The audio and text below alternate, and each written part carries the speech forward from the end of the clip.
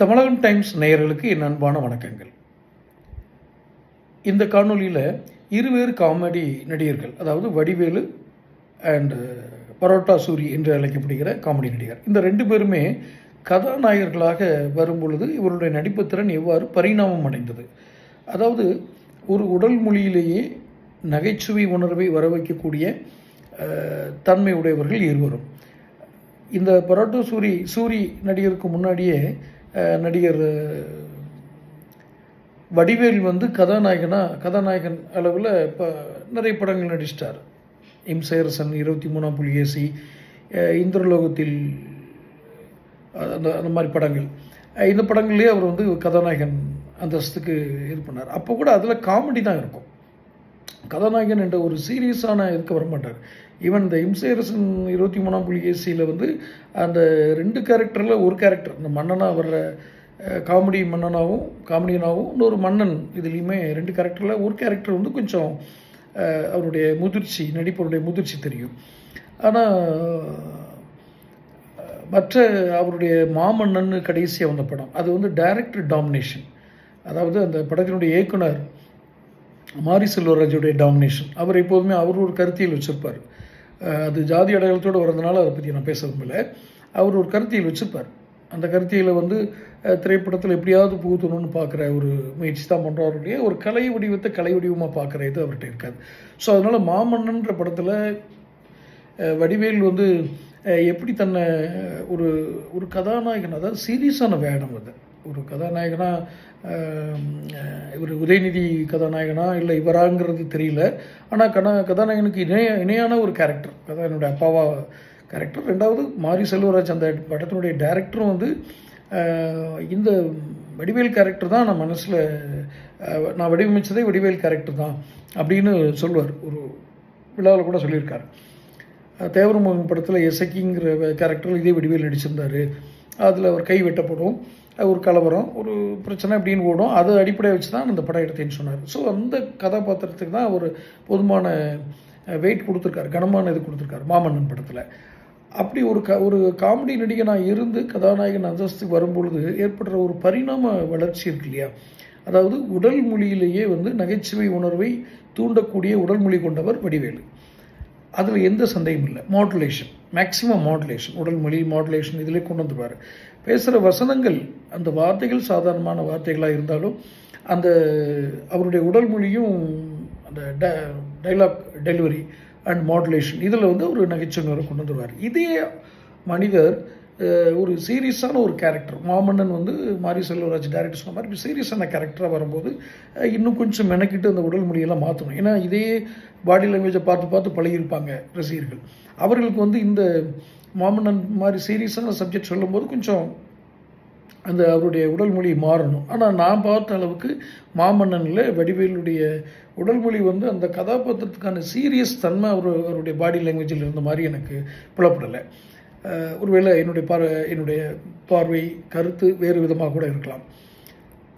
இரண்டாவதாக நான் சொன்ன பரோட்டா சூரி நடிகர், அவர் விடுதலை என்ற படத்தில் கதாநாயகனாக முதல்ல தான் வந்தார் பார்த்தீங்களா.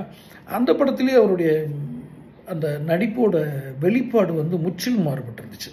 ஏன்னா இன்னும் பார்த்தீங்கன்னா வடிவேலை விட சூரி கொஞ்சம் ஜூனியர் திரையுலகத்தில். இன்னொன்று, அவரளவுக்கு இவருக்கு ஒரு பெரிய நகைச்சுவை ரசிகர்கள் பரோட்டா சூரி இருப்பாங்க.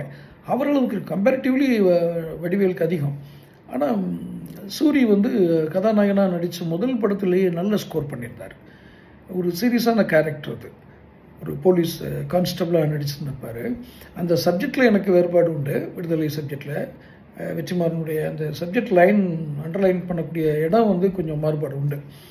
அது நான் அதை குறித்து நான் வெளியிட்டிருக்கேன். விடுதலை படத்தை குறித்து விமர்சனத்தில் அதை நான் வெளியிட்டிருந்தேன். ஆனால் பரோட்டா சூரியோட நடிப்பு எனக்கு ரொம்ப பிரமிப்பாக இருந்துச்சு. ஒரு காமெடி நடிகருங்கிற அந்த உருவத்தை அவர் அழிச்சிட்டார். வெரஸ் நீங்கள் வடிவேலை கம்பேர் பண்ணிங்கன்னா, வடிவேலை அவருக்கு சீரியஸான ஒரு கேரக்டர் கொடுத்தா கூட அவரை பார்த்து சிரிப்படுற மாதிரி தான் நமக்கு அவர் அந்த அளவுக்கு அழுத்தமாக நகைச்சுவை நடிகராக பதிஞ்சிட்டார். அவருடைய மற்ற இதுக்குனால அதை மாற்ற முடியல. எந்த ஆக்டிவிட்டீஸ் பண்ணாலும் அவருடைய அந்த காமெடி இமேஜ் அப்படிங்கிறத நம்ம மாற்ற முடியல அரசியல் மத்தியில். ஆனால் சூரி அப்படி இல்லை. அதுவும் சமீபத்தில் வந்த கருடன் படம் மிக பிரமாதமான நடிப்பு வெளிப்பாடு. அதில் நடிச்சிருந்த எல்லாருமே நிறைய அவங்களுடைய வாய்ப்புகளை சரியாக பயன்படுத்தியிருந்தாங்க. நடிகர்கள் எல்லாருமே நல்லா நடிச்சிருந்தாங்க. சசிகுமார், இன்னொரு நடிகர் அவர் எல்லாருமே நல்லா நடிச்சிருந்தாங்க. ஆனால் சூரியோட நடிப்பு வந்து மிக பிரமாதமாக இருந்துச்சு. ஒரு லைன் தான் வரும், அதாவது அந்த ஒன் லைனில் வந்து அந்த அந்த முகபாவனைகளை மாற்றி உணர்ச்சிகளை வெளிப்படுத்தக்கூடிய தன்மை இருக்குது பார்த்தீங்களா. அந்த ஒரு லைனுக்குள்ளே ஒரு நிலையில் இருக்கிறவங்க ஒரு சம்பவத்தை கேள்விப்படும் போதோ, ஒரு சம்பவத்தை பார்க்கும்போதோ, ஒரு விஷயத்தை கேள்விப்படும் போதோ அந்த டக்குன்னு அந்த பாடி லாங்குவேஜே மாறும். அந்த விஷயத்தில் சூரிய வந்து வடிவேலு மிஞ்சிட்டாருன்னு தான் சொல்லணும்.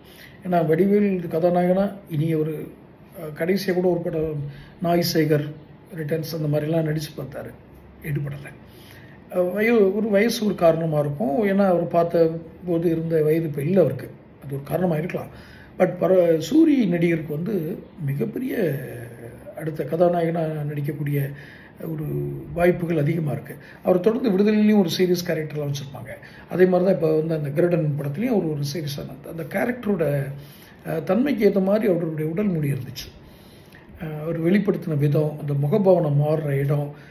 உதாரணமாக சாமி அருள் வந்துருச்சு அப்படின்னா ஒரு டச்சில் தான் அவருக்கு அந்த அருள் வந்த மாதிரி காட்டுவாங்க. ஒரு சீனில் கடவுள் வந்து, அதாவது சாமி அருள் வந்து ஆடுவாங்கன்னு சொல்லுவாங்க இல்லையா, அந்த அருள்வாக்கு சொல்கிற ஆளாக அவர் மாறும்போது அவருடைய உணர்ச்சி பிரவாகம் எடுத்து அந்த ஒரு செகண்டுக்குள்ளே மாற்றணும்.